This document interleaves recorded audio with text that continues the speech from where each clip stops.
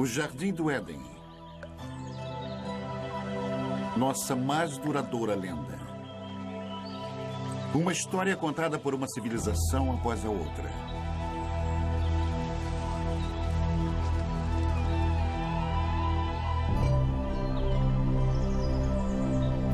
Uma história de sedução. A ira de Deus. Um paraíso perdido.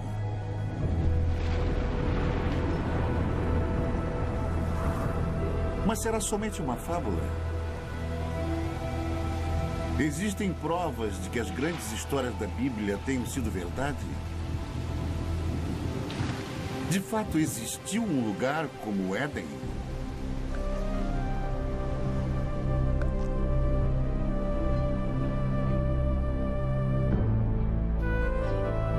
Hoje, a procura pelo Jardim do Éden nos leva a uma terra seca e abandonada, a um lugar chamado Mesopotâmia. Mesopotâmia. Retorno ao Éden.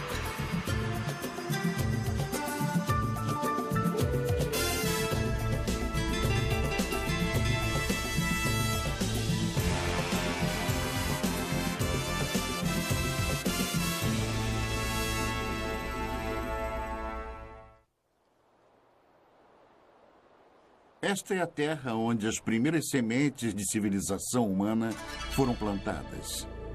E foi aqui que 3 das maiores civilizações do mundo antigo surgiram: Babilônia, Assíria e Suméria. Em meio às suas ruínas, as respostas há muito procuradas para os mais profundos mistérios da Bíblia, enquanto arqueólogos percorrem esta terra em busca da origem histórica da fé.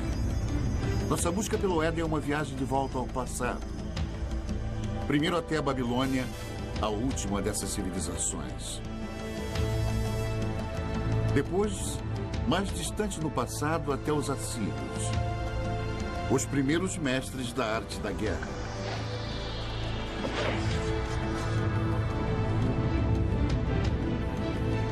E, finalmente, um momento no passado tão longínquo que somente o Éden poderia ter precedido. Até a Suméria e a criação da civilização em si. O grande arco da crescente fértil. Ao longo de mais de 6.000 anos, esta rica terra, situada entre os rios Tigres e Eufrates, deu início às primeiras grandes civilizações. Os gregos a chamam de Mesopotâmia. Nós chamamos de Iraque. Subpondo as camadas da história daqui, podemos trilhar as origens de nossas histórias mais antigas e nos transportar às raízes mais profundas da fé. Nossa jornada começa na margem oeste da Mesopotâmia, em Israel. Uma descoberta casual em 1947 voltaria a atenção do mundo para a arqueologia e para a Bíblia. 2 pastores beduínos estão conduzindo seu rebanho de cabras pelos rochedos de Qumran, a alguns quilômetros a leste de Jerusalém. No calho do deserto, eles notaram uma pequena caverna oculta num declive rochoso curioso. Um começa a subir. Não é raro encontrar artefatos antigos e valiosos nestes penhascos.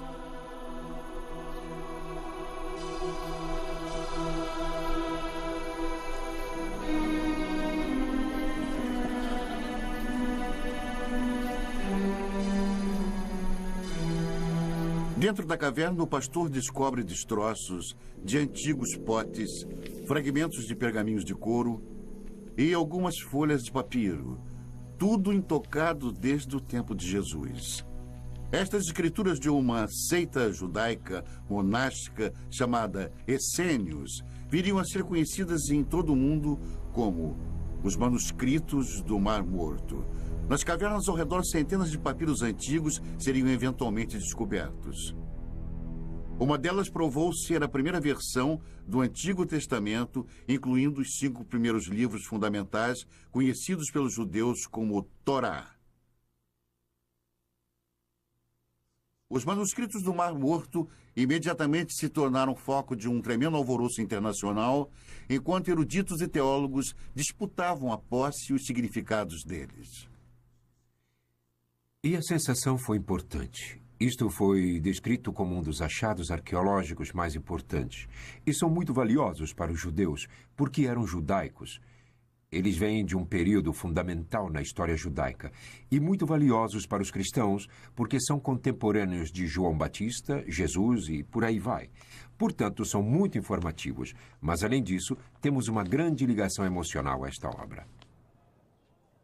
A Bíblia sempre foi um livro lido sob 2 pontos de vista: o sagrado e o histórico. Mas o tradicional Torá é sempre escrito à mão. As palavras são lidas enquanto o escriba escreve. Portanto, se tornam uma oração. E cada Torá é considerado sagrado a partir do momento que é escrito. Mas a precisão histórica da Bíblia nunca foi de fato comprovada. É um trabalho que continua até hoje.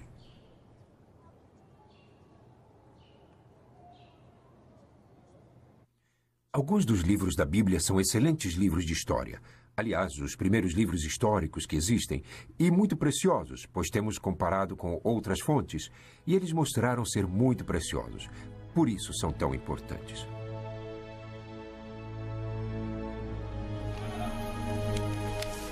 A descoberta dos manuscritos do Mar Morto foi o evento mais famoso da arqueologia bíblica, mas não foi o primeiro. A ânsia por explorar a história bíblica tem uma tradição respeitável. É uma procura que começou na Terra Santa, mas levaria à Mesopotâmia.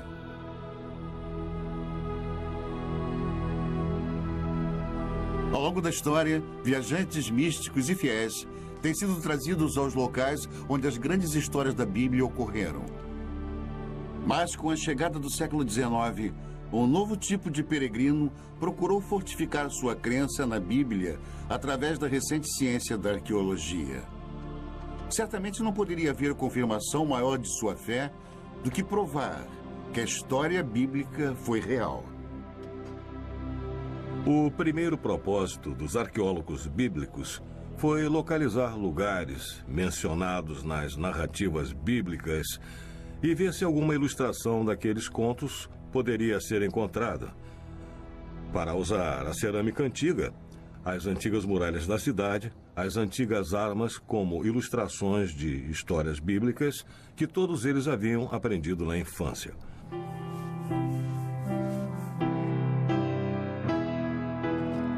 O prestígio de cada nação europeia na Terra Santa era medido pelos tipos de descobertas bíblicas que eram encontradas. E uma das mais intensas batalhas diplomáticas e políticas que ocorreu na história da arqueologia bíblica foi a descoberta da famosa pedra moabita. Em 1868, na terra de Moab, beduínos da tribo Boni Ramada tropeçaram numa misteriosa tabuleta de pedra enterrada no deserto. Os nativos não eram alheios às antiguidades da área, nem ao seu valor para os europeus. O primeiro ocidental a saber sobre a curiosa pedra negra foi o reverendo Frederick Augustus Klein. Ele imediatamente partiu para a terra deserta, cheia de bandidos, acompanhado somente por alguns guias beduínos. Klein era um missionário, não um arqueólogo. Logo que olhou para o peculiar entalhe de basalto, ele sentiu uma súbita animação, suspeitando que a tabuleta negra pudesse confirmar suas crenças mais profundas. Ele examinou a pedra e fez um molde simples da inscrição. Era numa língua que Klein desconhecia. De volta a Jerusalém, ele procurou ajuda para decifrar a pedra. Quando a notícia do achado começou a se espalhar, as ruas e bazares fervilhavam com os rumores de uma nova descoberta. A inscrição na pedra provou ser o relato do rei Moabe sobre uma batalha também descrita na Bíblia. Pela primeira vez, ali estava uma confirmação escrita, gravada na pedra, de uma história da Bíblia. Duas fontes de um mesmo evento. Para os fiéis, aquela era a prova que estavam procurando. Uma evidência concreta da precisão histórica da Bíblia. Muitos quiseram comparar a pedra, mas os beduínos tinham motivos para desconfiar. No passado haviam sido trapaceados, até mesmo roubados, por caçadores europeus de tesouro. Supondo que algo tão estimado pelos europeus devesse conter ouro, eles jogaram a pedra no fogo na esperança de quebrá-la. Quando o fogo esquentava a pedra, eles derramavam água sobre ela e repetiram isso várias vezes, até que finalmente ela explodiu. Eles não encontraram ouro algum, e a pedra estava destruída.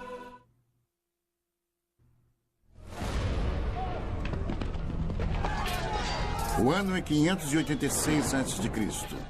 O exército de Nabucodonosor, rei da Babilônia, invade Jerusalém com a ira de um Deus furioso. Estamos a quase 6 séculos antes do nascimento de Cristo. Os romanos ainda nem sonhavam com o império. É um capítulo negro na história dos judeus, enquanto a impetuosa estrela da Babilônia nasce. A Bíblia descreve o ataque babilônico. Cortou em pedaços todos os utensílios de ouro que fizera Salomão para o templo do Senhor.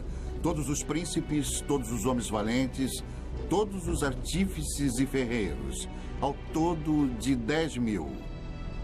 Ele os levou cativos de Jerusalém à Babilônia. Os israelitas cruzaram mais de 800 quilômetros de deserto, seguindo antigas rotas de comércio pelas atuais Jordânia, Síria e Iraque até a Babilônia. Em Salmos 137, os israelitas lamentam: às margens dos rios da Babilônia, nós nos assentávamos e chorávamos, lembrando-nos de Sião. Como, porém, haveríamos de entoar o canto do Senhor em terra estranha? Fracos e exaustos, os israelitas chegaram à Babilônia, amedrontados com tamanha grandiosidade. Arrancados da modesta cidade de Jerusalém, eles contemplavam a majestosa capital do mundo antigo.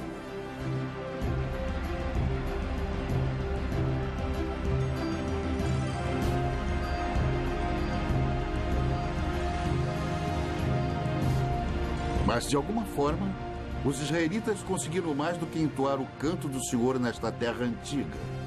Eles também registraram. Se você pegar qualquer parte de uma fala e então escrevê-la, você está formalizando isso. Você imediatamente estabelece um texto que as pessoas podem criticar ou podem dizer: esta é a verdade, tudo mais é errado. Que eu considero como sendo o maior efeito das escrituras da Bíblia ou do Antigo Testamento. Hoje, as muralhas reconstruídas ao redor da Babilônia estampam o nome de Saddam Hussein. Mas um dia os tijolos exaltavam outro nome: Rei Nabucodonosor. Esta foi uma terra de muitos deuses e ídolos pagãos. Um local improvável para o surgimento de um dos textos mais sagrados do mundo. Na verdade, a grande diversidade babilônica criou o clima perfeito. E eles invadiram este solo cosmopolita. Até os mais educados e os mais cultos estavam sendo bombardeados com contato direto com outras pessoas, e digo pessoas diferentes. Os israelitas se viram numa violenta mistura de raças e línguas em conflito com deuses e demônios. Que cidade é esta? O Apocalipse perguntaria. Vestida de púrpura e de escarlate, adornada de ouro, de pedras preciosas e de pérolas. A morada dos demônios, covil de toda espécie de espírito imundo. Babilônia, a grande mãe das meretrizes e das abominações da terra. Mas em meio a todas as abominações, talvez até mesmo por causa delas, foi onde a Bíblia se tornou um livro pela primeira vez. Ameaçados por uma nova cultura esmagadora, escribas hebreus se empenharam em preservar e solidificar a identidade judaica. Durante 3 gerações de escravidão, os escribas uniram à tradição oral de Israel novas escrituras e textos sagrados em um único manuscrito. Nascia a Bíblia. Felizmente para eles, os babilônios eram bem liberais. Eles os permitiram manter sua própria cultura, sua própria religião, estudar seus próprios livros. Foi isso que preservou a Bíblia até os dias de hoje. Mas como os livros da Bíblia surgiram nos longos anos de exílio, a cultura babilônica teria influenciado profundamente o trabalho dos escribas israelitas. Eles eram pessoas muito cultas, eu suponho. Muitas das que foram exiladas. E escribas conversavam com escribas. Tenho certeza que foi assim que muita informação foi transmitida. E a troca de ideias e conhecimento deve ter sido, eu diria, devastadora, deve ter sido extraordinária. A Bíblia eventualmente refletiria as histórias e tradições dos babilônios e até mesmo das primeiras civilizações mesopotâmicas. Os israelitas não podiam ignorar a cultura próspera e os grandes monumentos babilônicos. Seus templos estavam entre as maiores construções do mundo antigo. Construções públicas enormes. Uma via processional, o palácio de Nabucodonosor, com seus legendários jardins suspensos, palmeiras, o rio. Se você tivesse cruzado o portão de Ishtar, teria sentido o odor da brisa. E era intencional. Você estava na presença de algo poderoso. Mas por todos os lados estava a cidade, as pessoas, os plebeus. Os desfiladeiros, travessas tortuosas, o tumulto de pequenas lojas. Multidões de pessoas caminhando, pequenos bairros, amontoados, cheios de vida.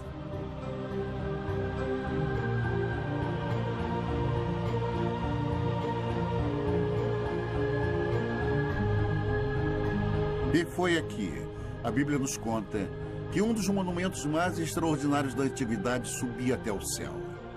A Torre de Babel.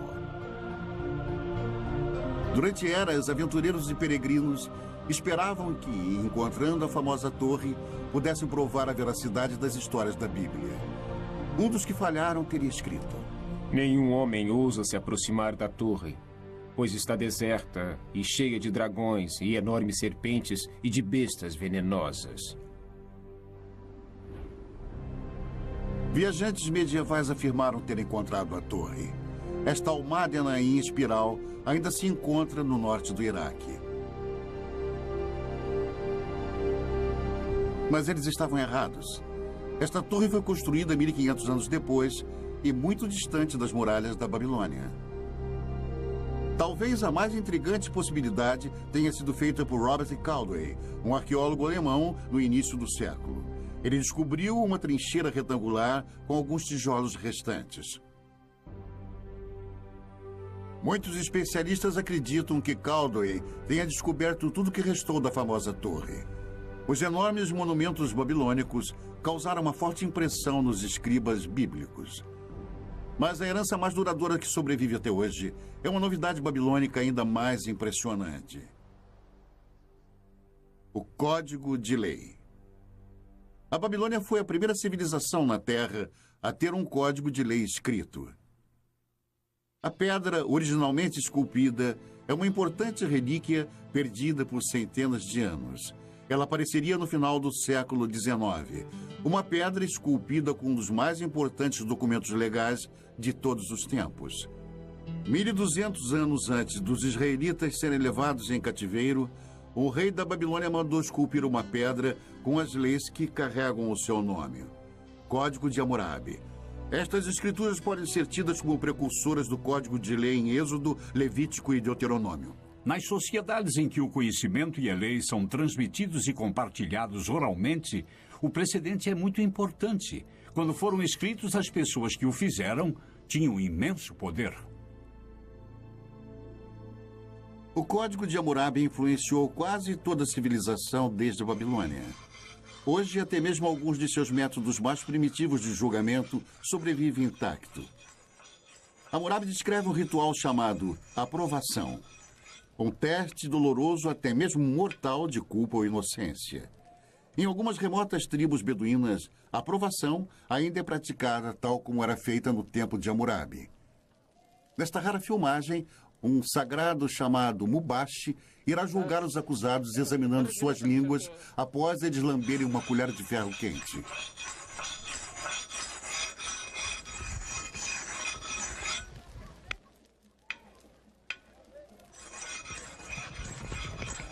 Estes homens foram acusados de roubo. Eles devem se submeter à aprovação ou serem considerados culpados por omissão. Os membros da família assistem ansiosos enquanto os jovens rapazes se preparam para o ritual doloroso.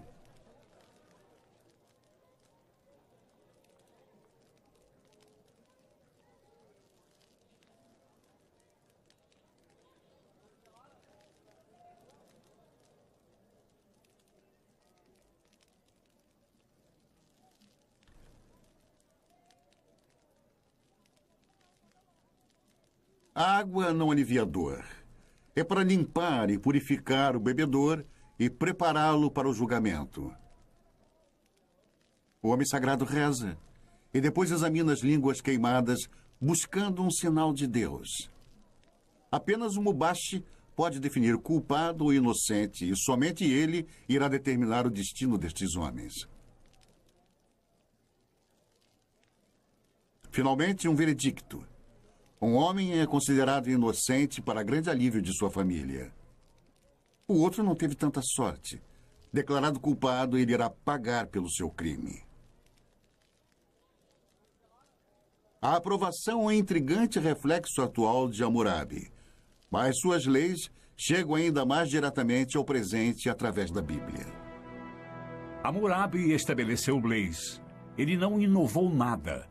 Ele apenas estabeleceu por escrito as leis às quais eram realizadas pelos antecedentes há centenas, se não milhares de anos. Olho por olho, dente por dente, e princípios como este, muitos dos quais ainda se encontram.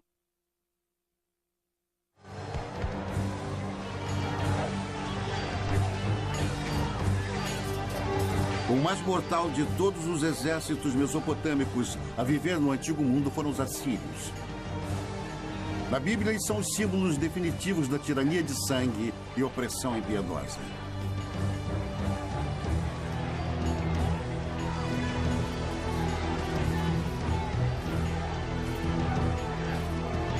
Cem anos antes de Nabucodonosor levar os israelitas em cativeiro para a Babilônia, a Bíblia nos conta que o rei assírio Senaqueribe atacou as terras dos israelitas. No segundo livro dos reis, a Bíblia diz: já tens ouvido o que fizeram os reis da Síria a todas as terras, como as destruíram totalmente.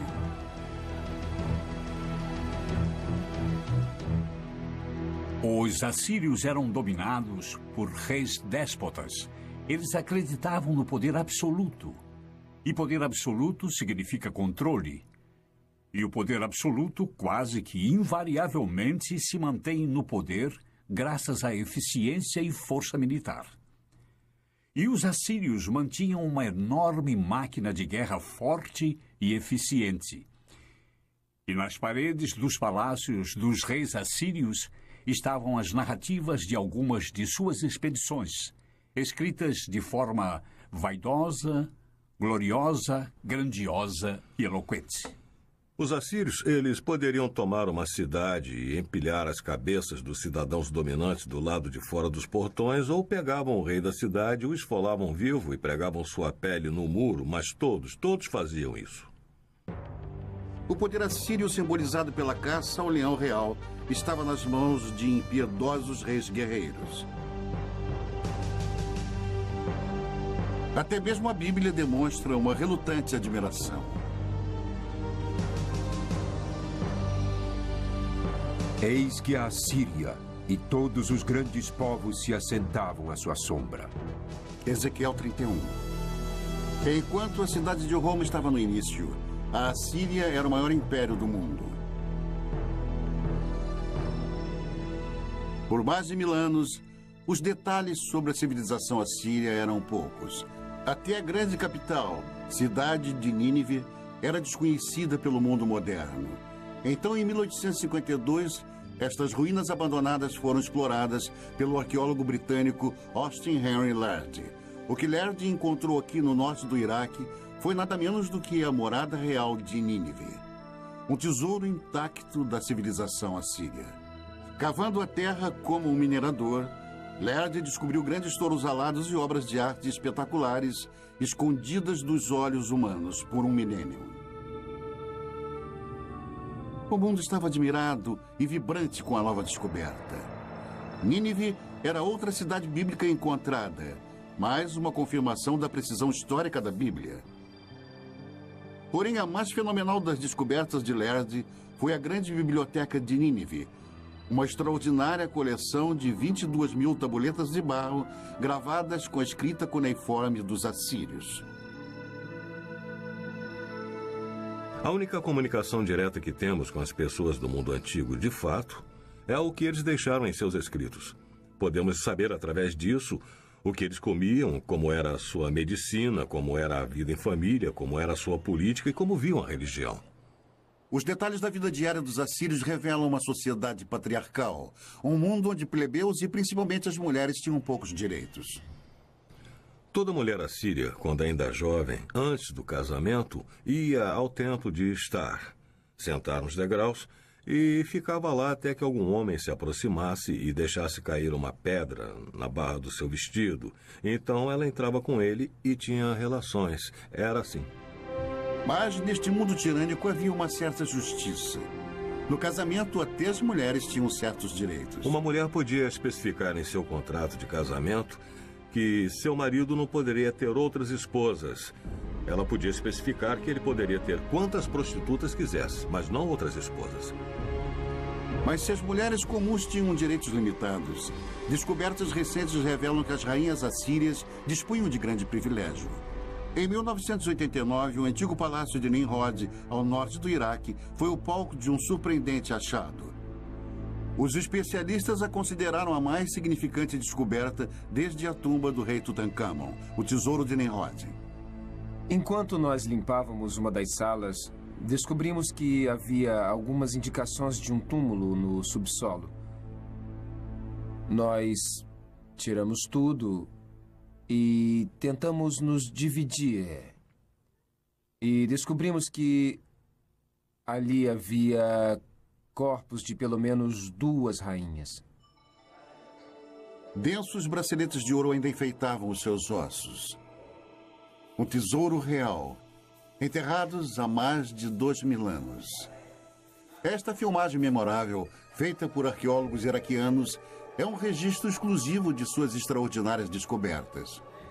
Pela primeira vez, a tumba de uma rainha assíria foi encontrada intacta. A sepultura real ainda exibia uma maldição para proteger as suas ocupantes. Para aquele que abrir o lacre e me retirar de minha tumba, que seu espírito vague sedento sob os amargos raios do sol, e que os poderosos deuses do inferno permitam que seu corpo e sua alma jamais encontrem um descanso eterno. Ignorando a maldição, os arqueólogos escavaram mais de 56 quilos de joias lindamente esculpidas, globos de cristal e requintados entalhes. Os antigos assírios eram mestres ourives e artesãos. Mas o valor desse tesouro é bem mais alto do que vale em ouro. Quando mortas, as rainhas assírias esbanjavam riquezas. Mas em vida foram seus reis que fizeram história. Reis com sede de impérios. No ano de 701 a.C., o rei Senaqueribe e seu exército se puseram a caminho do deserto em direção ao mar Mediterrâneo. Os corajosos assírios estavam determinados a conquistar tudo que passasse em seu caminho. As cidades de Judá, inclusive Jerusalém, e seu rebelde rei Ezequias. Fortalezas e mais fortalezas tombavam diante dos assírios, mas foi a cidade de Laquis cuja brutal destruição está nos registros históricos e na Bíblia. O cerco a Laquis É um ótimo exemplo de como o exército assírio invadiu a cidade, a cercou, a sitiou e a conquistou, e levou seus habitantes como escravos, os que não foram executados, homens, mulheres e crianças. A técnica era muito simples, era uma conquista bruta, rápida e sistematicamente eficiente. E nos baixos relevos dos palácios assírios, dá para ver os mecanismos de cerco, os soldados avançando nas colinas com os escudos por cima os protegendo dos entulhos atirados. Mas eles não tinham chance. Os outros eram soldados profissionais, era uma máquina.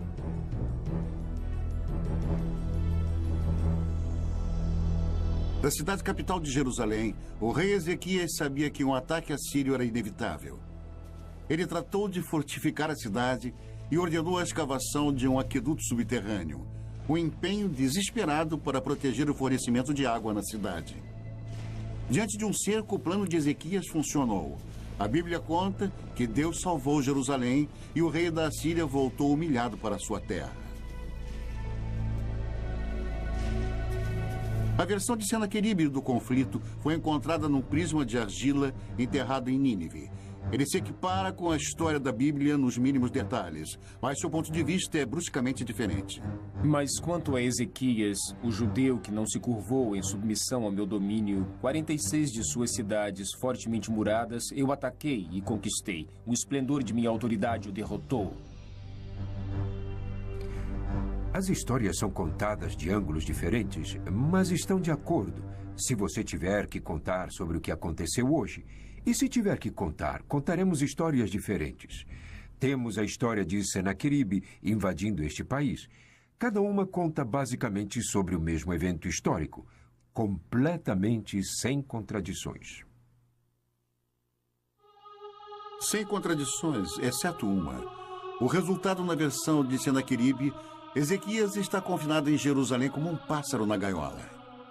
Mas, segundo a Bíblia, os exércitos assírios estão contidos nas muralhas de Jerusalém. Este talvez seja o primeiro exemplo de manipulação de informações. O Deus dos israelitas dá a última palavra. Eu vou destruir os assírios em minha terra, a Bíblia diz. E assim disse o Senhor que os assírios serão derrotados. Muito antes, o Onipotente tinha desperdiçado uma civilização inteira. Não há uma única menção do nome deles na Bíblia, mas eles foram chamados Sumérios e contaram a história de uma grande inundação.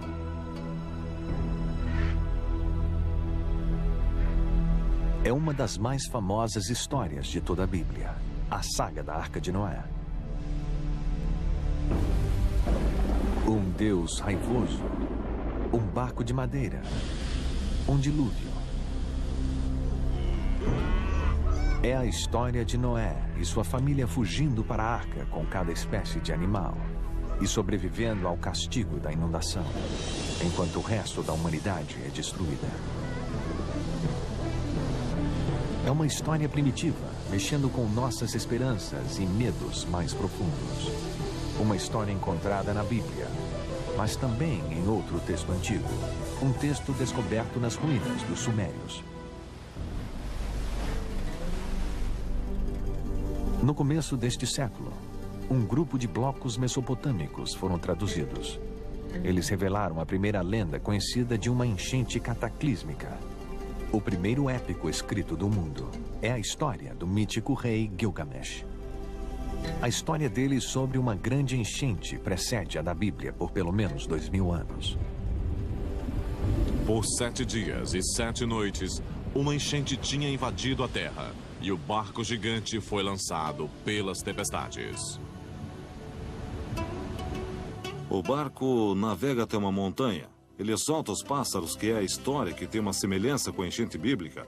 É uma história maravilhosa.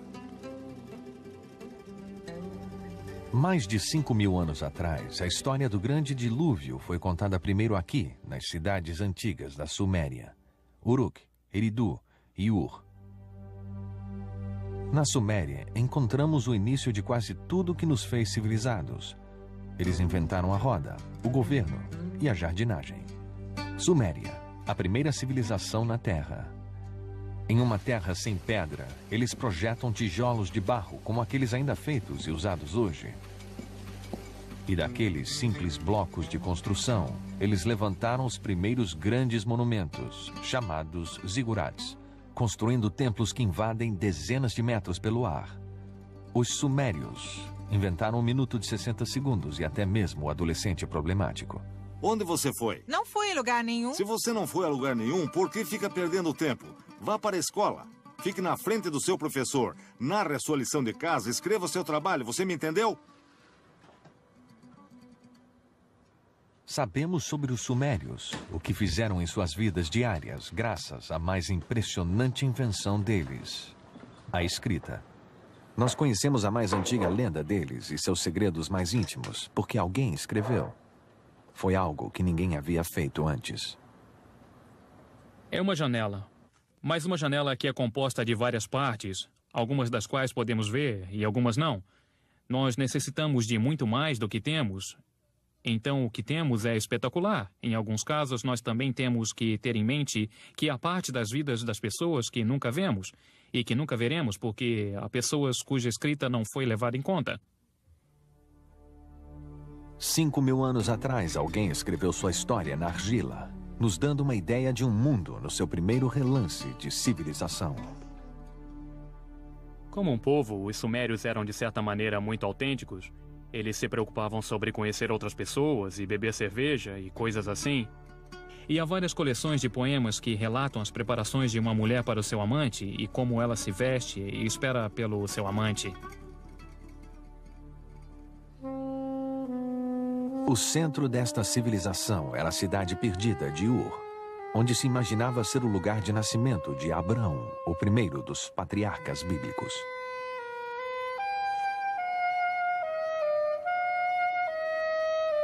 É o sumário de uma cidade bíblica em termos arqueológicos, porque era um lugar de uma das mais famosas escavações arqueológicas que já ocorreu entre os anos 1920 e 1930, por um notável arqueólogo britânico chamado Leonard Woolley. Um arqueólogo britânico descreveu a arqueologia como sendo a ciência dos detritos ou restos, o que é verdade. Mas me dê um arqueólogo que possa fazer pedras e ossos e tijolos e potes criarem vida. Leonard Woolley era assim. Ele pegaria pessoas num passeio por um pequeno quarteirão de Ur, onde as fundações da casa estivessem expostas, e conforme fossem andando, ele falaria da vida das pessoas que viveram nestas casas. Falaria sobre os fornos, as janelas, os tetos rebaixados, os móveis. E Ur, nas mãos de Woolley, ganhava vida. Woolley cavou este enorme buraco. Ele ia através da cidade e se tornava cada vez menor. E então havia esta inútil camada de lodo. E Woolley recontava como a mulher dele veio e olhou para aquilo. E ela era uma senhora simples.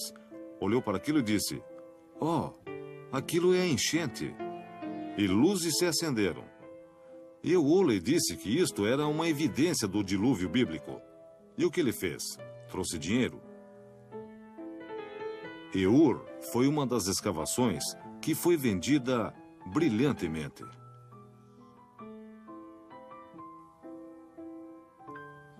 Especulações sobre o dilúvio bíblico causaram uma sensação. Mesmo sem uma prova concreta, foi como se a ciência e a Bíblia tivessem se unido no desolado deserto do sul do Iraque.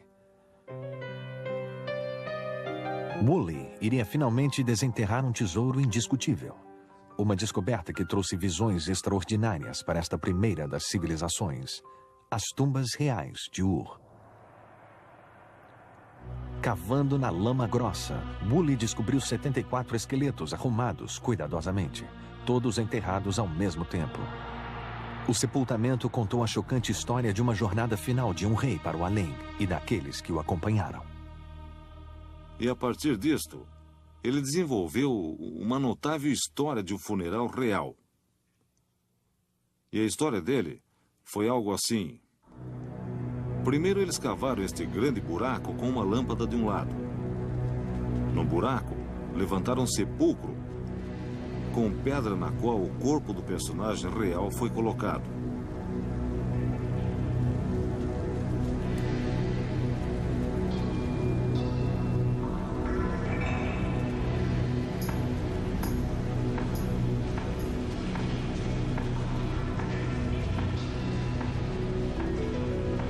Então, a corte inteira entrou no buraco.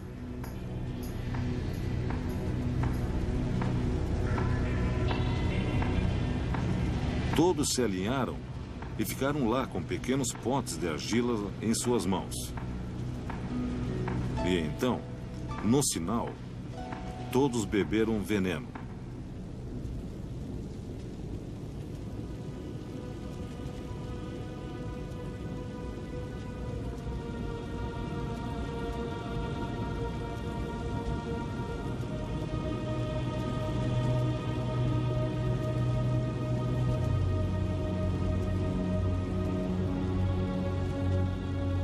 Deitaram e morreram.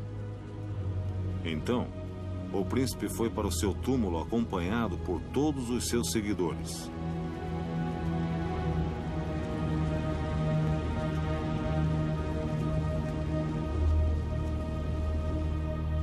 Isto se tornou uma das grandes descobertas, um dos maiores funerais contados na arqueologia da história antiga.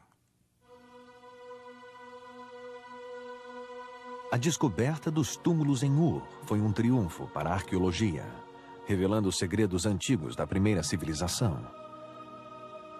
Mas a ciência sozinha pode nos levar só até lá. Onde a trilha acaba, o épico de Gilgamesh traz as pistas atormentadoras finais. Pistas que nos levam de volta a um jardim e a um lugar chamado paraíso.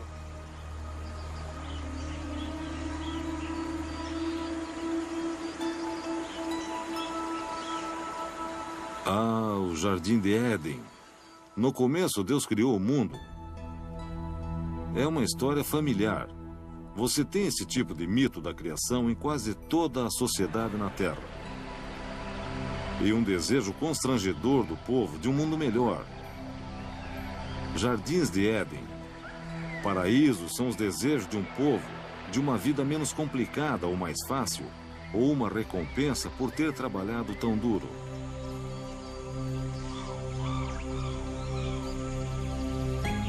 No antigo épico sumério de Gilgamesh, o nome dado ao paraíso é Dolmen.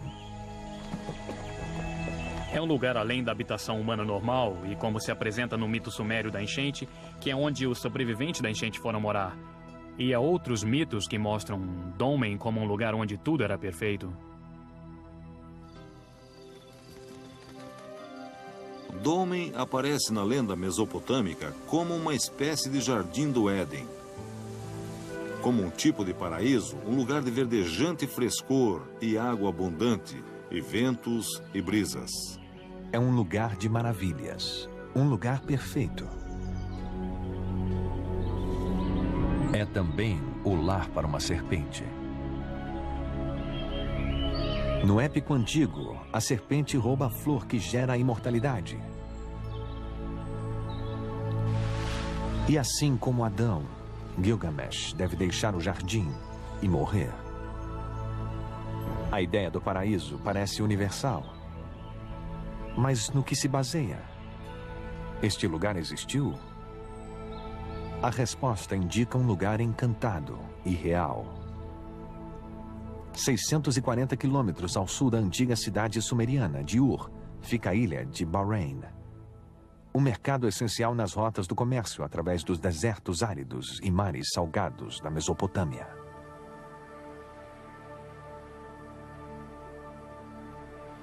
Hoje, Bahrein não é mais um paraíso, mas foi uma vez viçoso. Uma vez esta ilha teve água abundante e também abundante vida. Uma vez, há muito tempo, isto era Dolmen. Mas era o paraíso? Comparando com o deserto nos arredores, certamente parecia ser.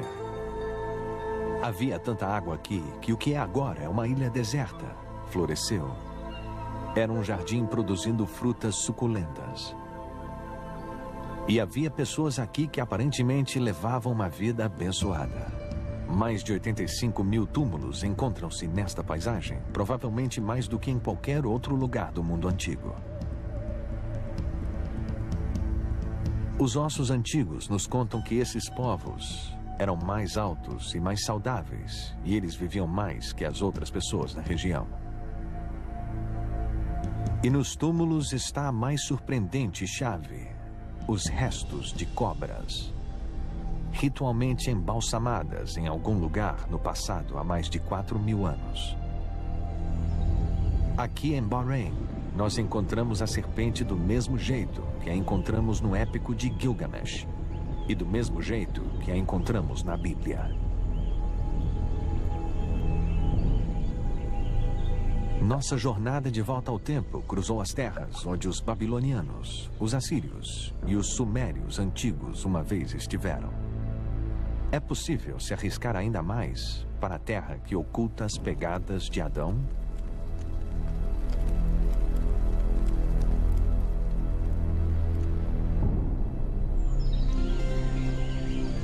Aqui, fé e razão devem caminhar juntas.